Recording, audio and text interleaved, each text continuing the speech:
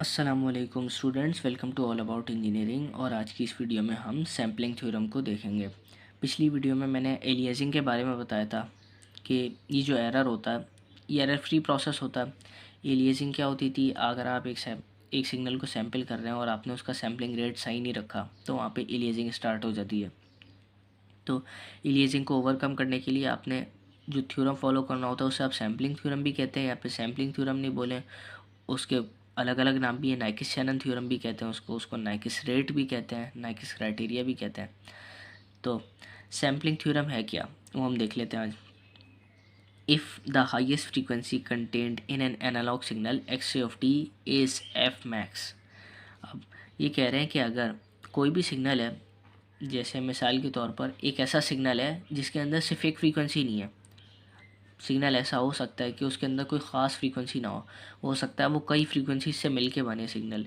अगर हो सका तो मैं कोई ऐसा सिग्नल मैटलैब पे प्लॉट करके ना यहाँ पे लगा भी दूंगा जिसके अंदर एक फ्रीक्वेंसी नहीं दो तीन फ्रीक्वेंसीज होंगी और वो दो तीन फ्रीक्वेंसी से मिलकर वो कंस्ट्रक्ट हो रहा होगा। तो सैम्पलिंग थ्योरम ये कहता है कि अगर किसी सिग्नल के अंदर सबसे हाईएस्ट फ्रीक्वेंसी जो प्रेजेंट होगी, अगर आप उसको एफ मैक्स कह दें, एक एनालॉग सिग्नल के अंदर हाईएस्ट फ्रीक्वेंसी जो प्रेजेंट होगी और अगर आप उसको एफ मैक्स कह दें और F max is equal to B. B क्या है यहाँ पे, बी है बैंडविथ। बैंडविथ हम आगे चल के देख लेंगे। या फिर आसान अल्फाज में बोलूँ तो ये आपके जो चैनल में से सिग्नल फ़्लो हो रहा है उस चैनल की कैपेसिटी क्या है, यानी कि मैक्सिमम फ्रीक्वेंसी वो कौन सा क्या कह सकते हैं कि चैनल जो आपका मैक्सिमम फ्रीक्वेंसी को क्या होल्ड कर सकता है, वो चैनल की बैंडविड्थ होती है। तो अगर हाईएस्ट फ्रीक्वेंसी अगर किसी चैनल की बैंडविड्थ हो तो क्या होगा, एंड द सिग्नल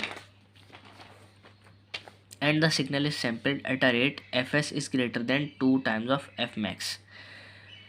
अब ये कह रहे हैं कि भाई आपके पास जो एनालॉग सिग्नल था, अगर उसकी जो हाईएस्ट फ्रीक्वेंसी को आप एफ मैक्स कह दें और उस सिग्नल को आप सैम्पल करें at the rate of 2 times of F max, मतलब उसकी सैम्पलिंग फ्रीक्वेंसी ओरिजिनल सिग्नल की मैक्स फ्रीक्वेंसी से डबल हो।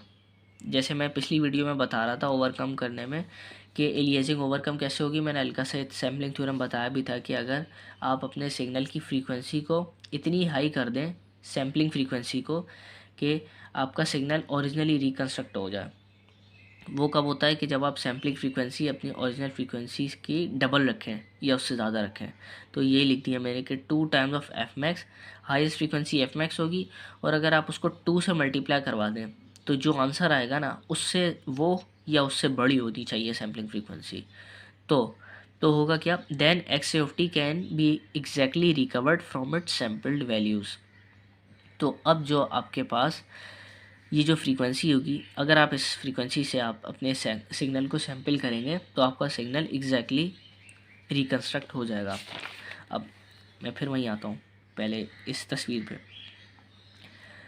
मैंने पिछली वीडियो में बताया था कि अगर आप इस सिग्नल को सैम्पल करें और सैम्पलिंग फ्रीक्वेंसी बहुत लो रखी हुई हो, मतलब एक सैम्पल यहाँ ले रहा है, एक यहाँ ले रहा है, एक यहाँ ले रहा है, तो क्या होगा, काफ़ी अजीब सा सिग्नल बन जाएगा, ये यूँ यूँ यूँ ऐसे करके।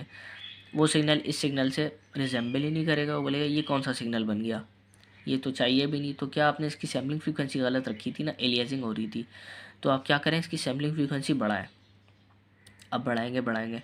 अब इस सिग्नल की आपने मिसाल के तौर पर कुछ भी करके मैटलैब पे आपने फ्रिक्स की कमांड लगा ली और आपने इस सिग्नल की फ्रीक्वेंसी देख ली कि फ्रीक्वेंसी क्या है सिग्नल की।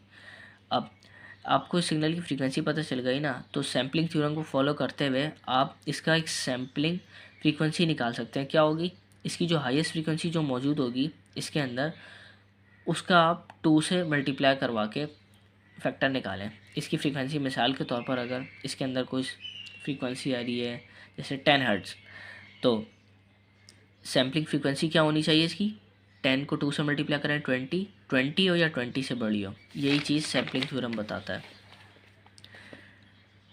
मैक्सिमम फ्रीक्वेंसी जो होगी आपके एनालॉग सिग्नल की, उसको 2 से मल्टीप्लाई करवा दें तो जो फैक्टर बनेगा ना वो सैम्पलिंग फ्रीक्वेंसी का होगा कि सैम्पलिंग फ्रीक्वेंसी कम से कम भी आपकी डबल हो मैक्सिमम फ्रीक्वेंसी के या उससे ज़्यादा हो। इसको मैंने इस फॉर्म में भी लिख दिया, मैथमेटिकल फॉर्म में। Sampling frequency should be greater than और equal to 2 times of F max, और एफ मैक्स क्या है, highest frequency present in the analog signal. और ये 3 लाइंस डालने का मतलब है equal is equal to 2 times of B, bandwidth. अभी जो मैं बैंडविड्थ समझा रहा था कि बैंडविड्थ क्या होती है, चैनल की कैपेसिटी। अगर आप एफ मैक्स को बैंडविड्थ कह दो तो 2 times of F max 2 times of bandwidth हो जाएगा। तो ये इसका मसला भी नहीं है, अगर आप यह समझ में नहीं आ रहा इसको छोड़ भी दो, कोई मसला नहीं है। बस सैम्पलिंग थ्योरम ये कहता है कि अगर आपने किसी सिग्नल को सैम्पल करना है तो आपने उस सिग्नल की मैक्सिमम फ्रीक्वेंसी की डबल या उससे ज़्यादा सैम्पलिंग फ्रीक्वेंसी रखनी है, डबल या उससे हायर सैम्पलिंग फ्रीक्वेंसी हो, वो सिग्नल आपका तब तमीज़ से सैम्पल होगा। ठीक है, अब नेक्स्ट वीडियो में हम क्या करेंगे, नाइक्विस्ट रेट और सैम्पलिंग फ्रीक्वेंसी के मुतालिक एक दो न्यूमेरिकल सॉल्व करेंगे। और यही था आज का टॉपिक। अगर आपको ये वीडियो अच्छी लगी हो तो लाइक करें, शेयर करें और सबसे बड़ी बात सब्सक्राइब करें, हमें सपोर्ट मिलेगी इससे बहुत। और अपने दोस्तों के साथ शेयर करें और अपने वैल्यूएबल सजेशंस कमेंट बॉक्स में दें। जज़ाकल्लाह।